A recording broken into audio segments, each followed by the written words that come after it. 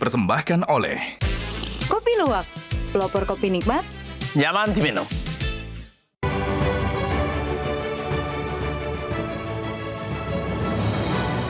Selamat malam para pemirsa, ketemu lagi di Hot Room dengan saya, Hotman Paris.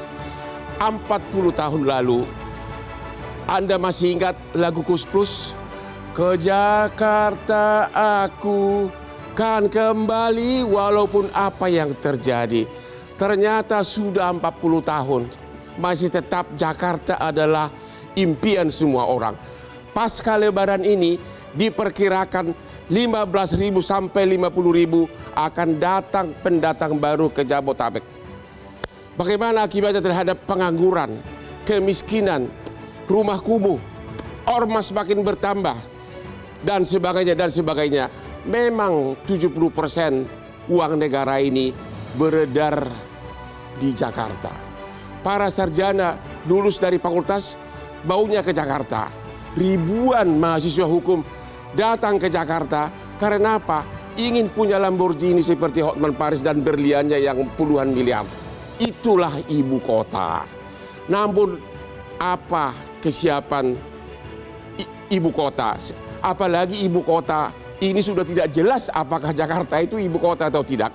Inilah Hot Room, ke Jakartaku kan kembali.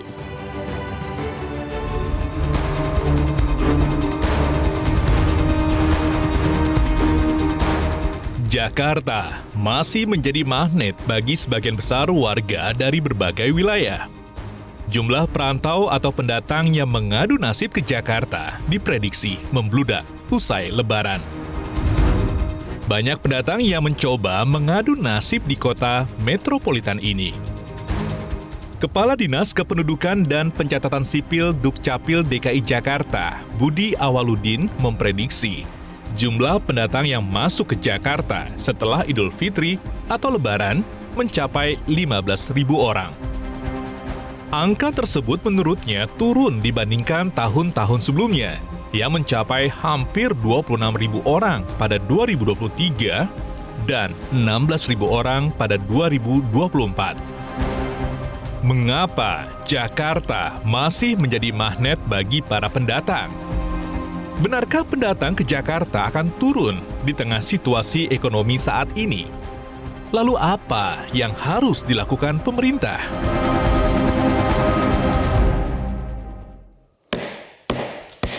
Persaingan di ibu kota ini memerlukan kesiapan fisik yang sangat prima.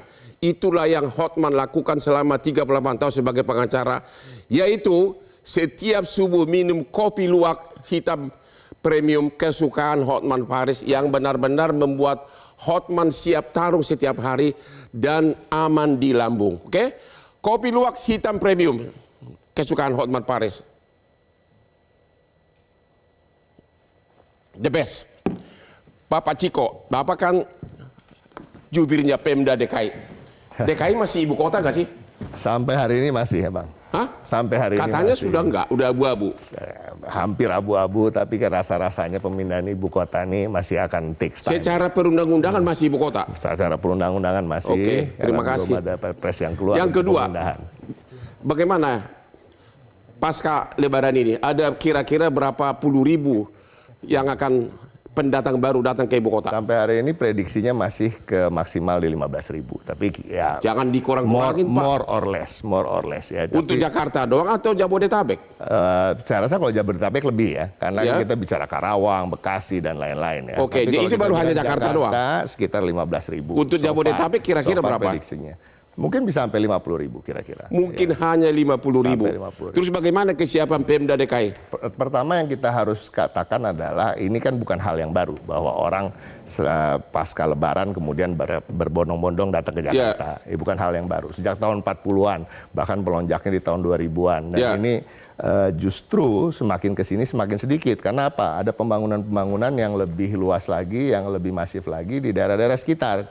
Bodetabek, Jur bahkan. Ya kan? Nah jadi sebenarnya kalau kita bicara apakah 15.000 banyak, saya rasa nggak terlalu. Nanti Kang Yayat bisa menjelaskan berapa yang keluar dari Jakarta juga kan setiap tahunnya juga banyak Bang. Kita tahu orang pada buali rumah di 3T nih, kayak istilahnya Kang Yayat nih ya kan, Tangerang Selatan sama Kabupaten Tangerang. Nah ini kan perumahan-perumahan di sana intinya lebih apa ya, kualitas hidupnya kita jujur aja lebih baik gitu ya, listriknya di bawah tanah. Tapi kan dia tiap hari datang ke Jakarta. Tiap hari datang akan sebagian. kemacetan. Tapi kan sebagian lagi nggak juga, karena kan ada juga orang pensiun yang kemudian pindah ke sana dan tidak kembali lagi ke sini. Ada lagi orang-orang yang memang sudah memilih tinggal di luar itu dan kemudian beraktivitas di sana, anak-anak sekolah di sana. Sekarang kalau kita lihat sekolah-sekolah mahal ini udah nggak di Jakarta lagi, Bang. Semuanya di Tangerang, ya Bintaro, ya daerah-daerah sana lah. Ya, jadi sebenarnya kalau kita mau bicara apakah datang segitu kemudian nggak ada yang keluar, kita harus hitung juga tuh berapa yang keluar setiap tahunnya. Nah, bahkan jadi sebenarnya secara balance saya rasa mereka menemukan equilibriumnya sendiri. Jadi menurut analisa Pemda, Jakarta itu masih impian begitu? Masih, tapi tetap namanya juga kota metropolitan, kota paling besar di Republik ini ya. Kalau 2027 nanti Jakarta umurnya 500 tahun, Bang. Jakarta 500 tahun. 500 tahun, bayangin nggak? Jadi kota tertua, peradabannya tua, ya kan, pelabuhannya di mana Tanjung Priok dan lain-lain kita tahu lah, sirkulasi ekonominya semua berpusat di Jakarta dan selalu menjadi impian teman-teman semua yang ada di dalam ruangan ini juga. Kita kan nggak asli Jakarta nih, saya nggak tahu nih ada yang asli Jakarta nggak di sini, ya kan? Yang pendatang siapa? Ini perantau semua nih. Perantau semua gitu. Ya, jadi antisipasi Pemda apa nih? Apa antisipasi Pemda? Antisipasi nomor satu, ya kita kan juga udah meniadakan operasi justisi. Tapi ini sebenarnya bukan baru. Ini sejak tahun operasi justisi itu meriksa kalau memang bukan warga Jakarta suruh pulang lagi kan gitu kan. Nah ini menurut saya juga kan, menurut kita nggak manusiawi. Apa itu benar dilaksanakan atau hanya pro-pro sebelum tahun 2018 itu terjadi ya, kalau nggak salah 2018. Dikirim pulang ke kampungnya? Dikirim pulang Pak kampungnya. Tapi kan sebenarnya ini bukan hal yang tepat juga ya. Artinya apa? Ini kan NKRI satu. Masa orang harus bebas lah traveling. Benar, nggak ada alasan itu untuk dikirim pulang ke kampungnya. Nah, makanya itu ditiadakan dan kita tetap konsisten untuk tidak melakukan operasi justisi. Tapi tentunya pendataan itu tetap penting. Pendataan penting. Secara sukarela kita menghimbau masyarakat yang datang, warga yang datang untuk melaporkan diri. Kemacetan gimana? Bakal antisipasi gimana?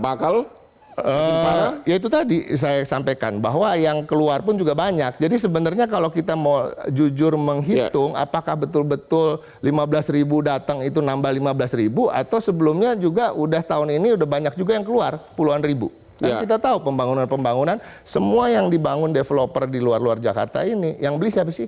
Orang Jakarta. Jadi menurut Anda tidak terlalu serius? Walaupun PHK di mana-mana. Selalu serius dalam satu hal gini. Kita harus waspada. Tentu kita harus waspada sebagai pemerintah ibu kota. Satu, kenapa waspadanya? Kita juga nggak mau tingkat kehidupan masyarakat yang datang atau yang sudah tinggal di sini udah lama itu juga semakin menurun. Ya kan, artinya nggak dapat pekerjaan, nggak dapat jaminan-jaminan sosial yang tepat untuk masing-masing warga. Tetapi pada prinsipnya masih bisa dihandle. Ya, masih bisa di-contain lah kira-kira. Nah ini yang kita juga harus berpikir positif, tetapi juga kembali lagi kita juga nggak boleh alergi. Jakarta ini dibangun dengan kontribusi masyarakat pendatang. Seperti Abang ini kan pendatang, Abang mengadu nasib di sini. Uangnya jadi banyak di sini, bayar pajaknya di sini, kan luar biasa buat Jakarta. Ya, saya termasuk beruntung para pemirsa, saya udah taklukkan ibu kota. Ya. Para pemirsa, kalau ada saudara lu diusir oleh Pemda gara-gara tidak punya KTP, datang ke Hotman 911, kita gugat. Ibu kota ini milik kita bersama, walaupun nggak punya KTP, nggak ada alasan untuk mengusir kamu. Ya. Hotman 911 ada setiap waktu. Kalau Pak Ekonom, Pak Huda ya? Iya, Pak. Ya, gimana dari segi ekonomi? Kedatangan. Apa faktor ekonomi yang menarik orang masih datang ke Jakarta? Ya, yang pertama seperti ini. Kalau kita lihat dari sisi data BPS bahwa kalau di perdesaan rata-rata upah itu, Bang, itu sekitar 1,5 paling tinggi. 1,5 juta di pedesaan. Di perdesaan.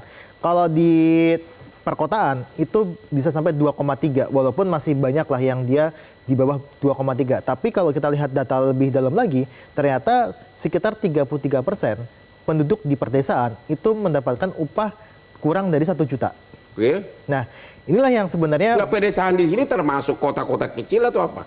Perdesaan itu dalam artian kabupaten sebenarnya. Oh, kabupaten, Ya, oke. Ya. Kabupaten. Nah, kabupaten itu dia masih banyak yang di bawah 1 juta. Ya. Bahkan 500.000 pun masih ada. Ya. Nah, inilah sebenarnya motif bagi mereka untuk bisa mengadu nasib di kota-kota besar, bukan hanya di Jakarta. Sekarang kalau kita lihat metropolitan itu berkembang di beberapa daerah. Ada Ya. 11 kota metropolitan di Indonesia. Ya. Termasuk Jakarta, kemudian ada Surabaya, kemudian ada Semarang dan sebagainya. Nah, inilah yang menyebabkan mereka ingin mendapatkan yang lebih baik. Kalau kita bicara statistik, ternyata kemiskinan di desa itu tinggi. Tapi masalahnya adalah ketika mereka pindah ke Jakarta ataupun ke kota-kota metropolitan, yang terjadi adalah bukan kemiskinan yang mereka rasakan, tapi ketimpangan. Karena di kota metropolitan ternyata orang-orang yang dia datang ke Jakarta tidak dibekali dengan skill yang bagus, menciptakan ketimpangan yang semakin besar. Katanya kemiskinan ekstrim ada 25 juta. Itu di ibu kota berapa? Kalau kita lihat di kemiskinan di perkotaan ya, itu ada di angka sekitar 6%, Bang. Dari Jakarta gitu? Semuanya. 6%. Jadi 6%. kalau untuk Jakarta berapa itu? Berapa juta itu? Kalau Jakarta mungkin Bang Ciko bisa ini ya kalau dari sisi Jakartanya, tapi kalau Jabodetabek lah. Jabodetabek Ya. ya itu mungkin kalau kita lihat dari sisi jumlahnya ini bisa di perkotaan tuh dia lebih rendah dibandingkan dengan perdesaan. Ya. Di Jakarta mungkin sekitar 10% atau berapa Bang Ciko? 500.000 ya. Jangan kecil-kecilin Pak, 500.000. kemiskinan ekstrim. Oke, benar nggak bahwa dari segi ekonomi 70% uang yang beredar di ibu kota? Ya. Jakarta terutama. Sekitar 50-60% sebenarnya Bang. 50%. 50-60%. Ya. Itu memang beredar di Jakarta. Ya. Dan memang kalau kita lihat ya lagi-lagi motifnya mereka ngadu ke Jakarta ya karena uang itu sebenarnya. Dan ini kalau kita lihat statistik, ini memang ya mereka daripada mereka 500.000 di perdesaan, mereka memilih sekitar di Jakarta sendiri yang mungkin informality ya untuk menjadi abang ojek online dan sebagainya, dia masih bisa keep sekitar 1,5 sampai 2 juta. Dan ada kemungkinan dapat rezeki, ya, masa depan yang tiba-tiba pung Ya. gitu kan? Iya, ada mereka mengadu nasib untuk bisa ya bisa kita bilang sebenarnya adalah ya mereka berharap bisa seperti abang kan gitu kan, Ya. yang bisa menaklukkan Jakarta gitu. Walaupun relatifly menaklukkan tuh bagi mereka mungkin bisa bertahan hidup saja sudah bisa gitu. Sudah bertahan hidup. Oke, Pak Sarman, emang masih ada harapan untuk di ibu kota ini dari segi berusaha? Masih sangat besar. Masih sangat besar. Karena gini, sesuai dengan Undang-Undang Nomor 2 Tahun 2024, Ya. Jakarta itu kan bukan lagi menjadi ibu kota, tapi Atau dia menjadi masih- pusat perekonomian nasional dan Pusat global. perekonomian, Ya. ya. Artinya ini kota bisnis. Kota bisnis. Ya, ketika bicara bisnis, maka ini akan menjadi magnet dan daya tarik bagi orang-orang daerah untuk ke Ya. Jakarta dalam hal ini. Ya. Cuman memang kalau kita lihat bahwa tingkat kesadaran orang-orang daerah untuk ke Jakarta itu sampai saat ini sudah semakin tinggi. Semakin tinggi. Semakin tinggi. Oh, bukan menurun ya? Bukan menurun. Oke. Artinya apa? Ini kita lihat dengan fakta bahwa dari tahun ke tahun angka yang masuk ke Jakarta itu semakin menurun. Ya. Tadi kan datanya sudah ada. Bahkan tahun 2024 itu hanya sekitar 16.000. Ya. Tahun ini perkirakan malah sampai 10 sampai 15. Artinya ada penurunan. Itu mungkin karena mereka menyadari bahwa ke Jakarta itu tidak lagi boleh seperti lagunya Jakartaku Kembali apapun yang terjadi. Seperti Gitu. lagu Kus Plus tadi. Betul. Ya. Jadi kalau dulu kan nekat ada. Ya. Kalau sekarang dengan teknologi yang ada, mereka sudah melihat bagaimana kapasitas Jakarta, bagaimana tingkat persaingan di Jakarta, Ya. dan mereka sudah menyadari bahwa kalau saya ke Jakarta harus saya siap bersaing. Untuk itu saya harus punya yang namanya skill. Skill. Saya harus punya kemampuan dan saya harus punya modal SDM yang tinggi karena Ya. dalam hal ini. Karena memang kalau kita lihat bahwa rata-rata perantau ini kan tingkat menengah ke bawah pendidikannya. Tingkat menengah ke Ke bawah. bawah. Sedangkan kita lihat bahwa industri padat karya di Jakarta itu kan sudah pindah ke Jakarta, udah pindah Sudah dari Jakarta, pindah dari- sudah pindah. oke. Ya, sedangkan industri padat karya itulah yang menerima tenaga kerja kelas menengah ke bawah dalam hal ini. Pindah kemana itu? Itu ada yang sampai ke Jawa. Sampai ke Jawa. Ya. Ada Kendal ya, karena Oh, UMP-nya begitu. makin rendah di sana dalam hal ini. Ya. Jadi menurut kami memang bahwa kami dari pengusaha tentu memang membutuhkan tenaga kerja dari daerah. Ya. Tapi bagi kami adalah harus tenaga kerja yang berkualitas. Ya. Karena bagi kami pengusaha tidak ada lagi waktu untuk training. Ya. Kalau dulu kan kita melamar di training 3 bulan. Ya. Kami tidak ada lagi waktu untuk itu. Ketika kami wawancara, ketika kami terima, mereka harus langsung siap kerja dalam hal ini. Nah, itu yang kami lihat bahwa tingkat kesadaran anak muda kita di daerah itu sangat tinggi. Ya. Artinya kalau masuk ke Jakarta, mereka memang betul-betul tenaga kerja yang sudah siap pakai. Tapi Jakarta PHK sangat tinggi, gimana tuh? Memang itu ada faktor. Ya. Ada beberapa faktor ya. Katakanlah misalnya gini, contohnya begini. Ada pemerintah melakukan rasionalisasi anggaran. Oh ya. Dalam hal jadi ini. supplier jadi. Betul. Banyak di kementerian-kementerian itu Ya. IO-IO yang kelas menengah ke bawah, yang travel, yang selama ini langganan-langganan kementerian itu banyak yang putus kontrak. Nah, mereka kan karyawannya cuma 8 orang, 10 orang. Tapi dengan adanya situasi seperti ini, mereka menganggap mereka tidak akan mungkin survive lagi. Ya apalagi yang dilakukan kalau tidak PHK. Jadi kalau Anda perantau, masih tepat nggak bahwa pilih Jakarta adalah masih top priority untuk merantau? Menurut Bapak? Bang, lagu anak Medan menyatakan bahwa kambing di kampung halaman, tapi banteng di perantauan. Itulah Hotman Paris sekarang ini. Sampai ketemu lagi di Hot Room.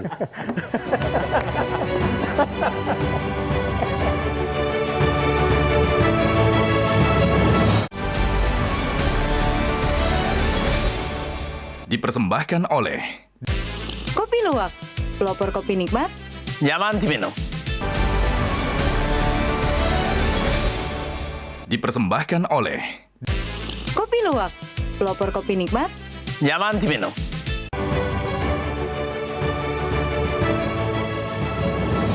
Ke Jakarta kukan kembali. Waktu Hotman dulu tiba di Tanjung Priok dengan kapal laut, tidak kepikir bahwa sekarang ini Hotman akan naik Lamborghini dan Asprilla sudah hampir 500 wanita cantik. Itulah motivasi sehingga orang mempertaruhkan tetap datang ke ibu kota. Bagaimana dengan Pak Nova? Bagaimana koordinasi kerja dengan Pemda ini semuanya? Ya, tentunya kita melihat bahwa ada program-program yang sudah diberikan juga sama Pemprov DKI. Ya. Terkait dengan bagaimana kita mempunyai PPKD, Pusat Pelatihan Kerja Daerah. Itu efektif nggak sih? Kalau saya lihat artinya, mengenai keefektifannya, ini pemberian pelatihan. Ya. Bagaimana nantinya itu mereka itu bisa untuk kedepannya itu berwirausaha. Ya. Ya, nanti dibantu juga mengenai NIB-nya, izin berusahanya. Ada juga namanya Jackpreneur, ya pusat pelatihan misalnya untuk kegiatan berwirausaha. Nah, seperti itu juga nanti kita bantu artinya juga permodalannya juga gitu kan. Nah, ini yang sudah kita dilakukan selama ini untuk bagaimana kita mengatasi bagaimana masyarakat yang tidak ada unskill-nya mengenai dari pelatihan-pelatihannya untuk kita bagaimana ke depannya mengatasi pengangguran. Tadi disebutkan juga kan bahwa ini sekarang yang unskill ini kita latih untuk mempunyai jiwa entrepreneur ke depannya. Jadi punya skill khusus gitu kan. Kalau mereka tidak mempunyai kemampuan untuk bersekolah seperti apa pendatang ini, ada pelatihan seperti itu. Jadi kalau ada pendatang dari daerah datang ke ibu kota ingin pelatihan, kemana dia menghadap? Bisa, itu melalui ke Disnaker itu. Disnaker? Iya. Terus? Kan? Nah, artinya tetapi memang ini harus diwajibkan dulu mereka itu harus mempunyai KTP DKI, tidak serta-merta bisa langsung. Punya KTP pelatihan. DKI udah keburu mati kelaparan, Pak. Iya. Nunggu KTP-nya dapat. Iya. Ya, artinya ini seperti ini, kan. Oh, jadi untuk program pelatihan itu harus KTP DKI? Iya, untuk sementara ini seperti itu dia kan. Memang artinya memang ini yang memang saya genjot terus untuk bagaimana pelatihan ini diperbanyak. Ya, di beberapa wilayah. Ya. Nah, tentunya kita juga istilahnya memberikan juga kalau kita lihat subsidi transportasi. Ya. Subsidi transportasi. Transportasi. Caranya? Bahwa selama ini kita ada namanya PSO kan. Ya. PSO itu seperti subsidi. Terkait dengan artinya bagaimana juga bahwa adanya pelayanan terhadap masyarakat itu baik dari MRT, LRT maupun Transjakarta. Itu kita subsidi. Jadi kalau kita ketahui secara bersama Transjakarta aja tiketnya sampai sekarang 3.500. Ya, harusnya berapa itu harusnya? Kalau harusnya mungkin sampai dengan sekarang ini kalau boleh dari 2007 sampai sekarang ini mungkin bisa dialokasikan dengan UMP kita sampai 5,3 juta sampai dengan 10 ribuan gitu kan.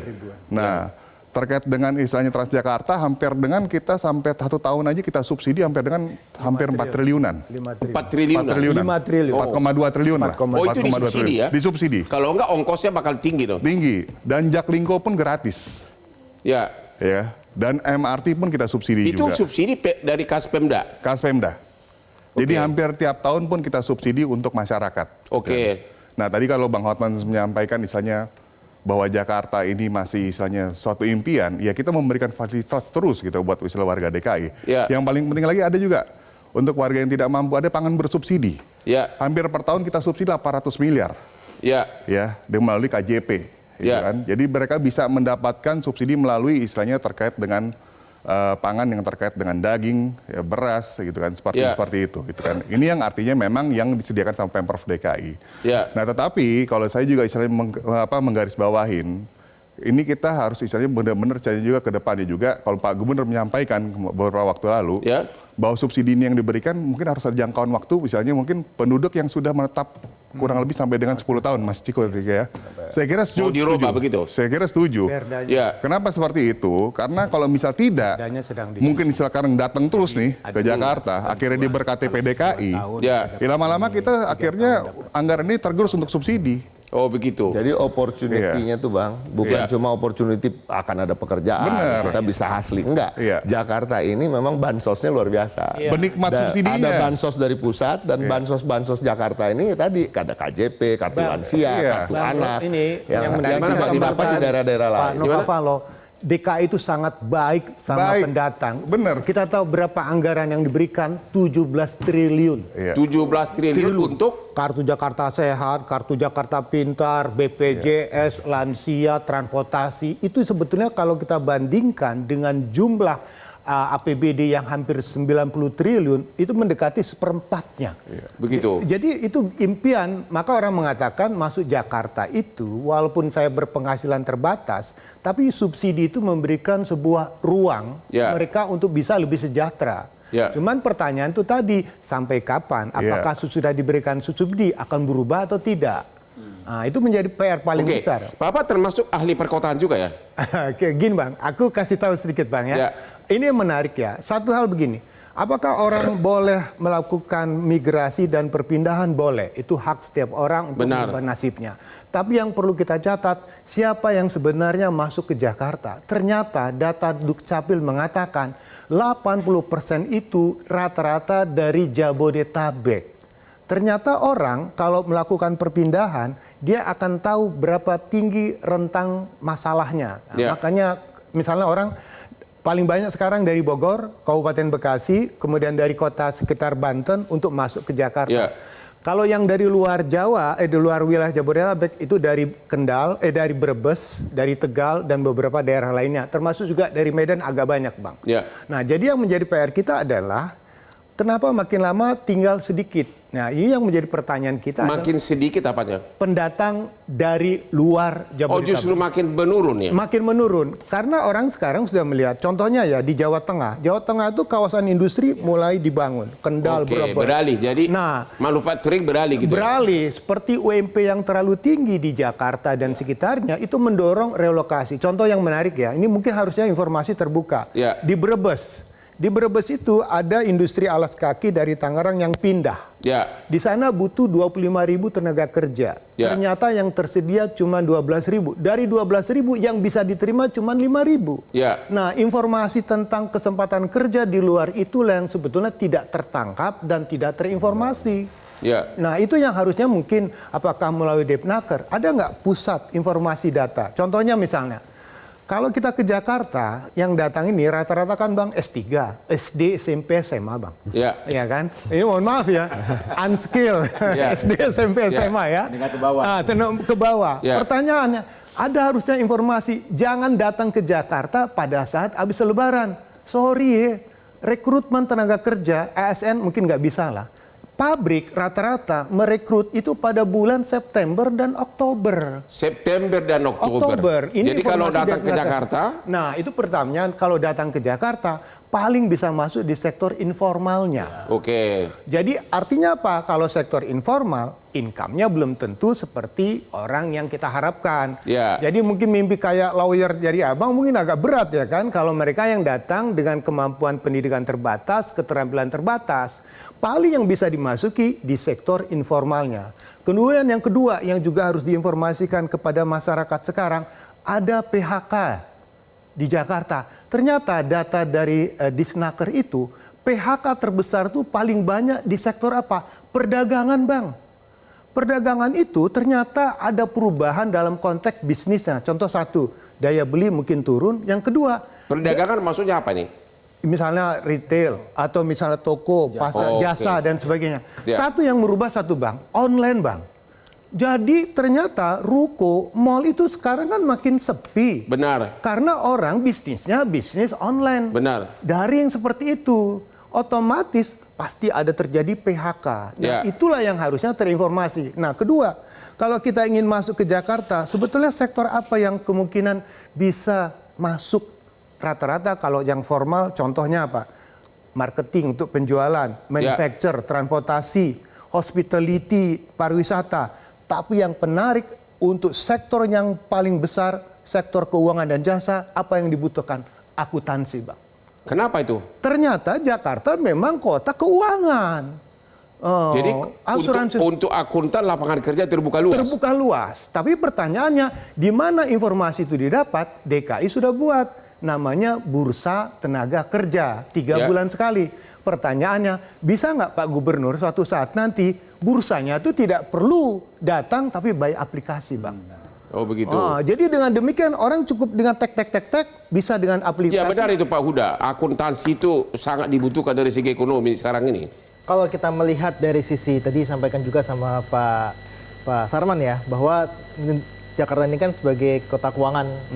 Ya, kota keuangan. Kemudian kalau kita lihat dari sisi sebenarnya Pak Yayat, kalau dari sisi kebutuhan akuntansi memang iya. Nah, kalau dari sisi sekarang kita kan bertempur juga dengan teknologi. Teknologi, nah, betul. Ini yang menarik, Pak. Ini menarik juga, Bang. Jadi kalau kita lihat sebenarnya ke depan ini angkutan ini bisa jadi digantikan sama teknologi sebenarnya. Dengan teknologi. Dengan teknologi. Nah, kalau kita melihat berkaca kepada tadi misalkan dari sisi retail bergeser karena ada online, bisa jadi nih juga nih akuntansi ini bisa jadi bergeser juga. Makanya kalau saya pribadi sebenarnya ini bisa dibilang harusnya memang menciptakan sektor-sektor yang real lagi. Jadi Anda menyarankan anak-anak SMA itu ambil jurusan akuntansi? No, kalau saya bilang sebenarnya Jakarta ini paling menarik adalah jurusan untuk yang terkait dengan IT. Tapi gini Pak, yang menarik IT ya, mohon maaf, dari pencari kerja di Jakarta, paling banyak yang mencari kerja dan tidak mendapatkan kesempatan kerja adalah lulusan SMK. Teknik. SMK STM Bang, yang itu yang ternyata satu kelemahan yang harus diperbaiki oleh DKI, datanya dari Disnaker mengatakan rata-rata alumni SMK swasta bukan negeri. Kenapa bisa kalah? Karena peralatannya terbatas. Oke, kita istirahat dulu. Jadi rata-rata lulusan SMK swasta susah mendapatkan pekerjaan. Sementara akuntan pasarannya tinggi. Pengacara sudah terlalu banyak di Jakarta. Temu lagi di Hot Room.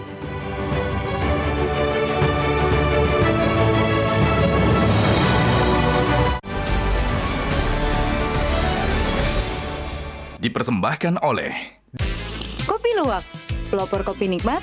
nyaman diminum. Temu lagi di Hot Room.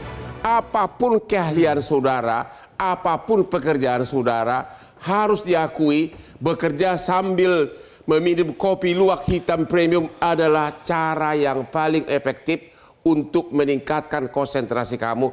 Dan sering-sering minum kopi akan mencegah penyakit lupa ingatan. Jangan sampai kau lupa sama anak istrimu karena kau sudah makin tua. Itulah kopi luwak hitam premium. Makanya Hotman sudah semakin tua, tapi secara biologis Hotman masih sekitar umur 30. Kopi luwak hitam premium. Oke. Jakarta itu dan Indonesia, terutama Jakarta, di dunia bukan hanya kota tempat merantau, tapi juga tertinggi sebagai tempatnya sugar daddy.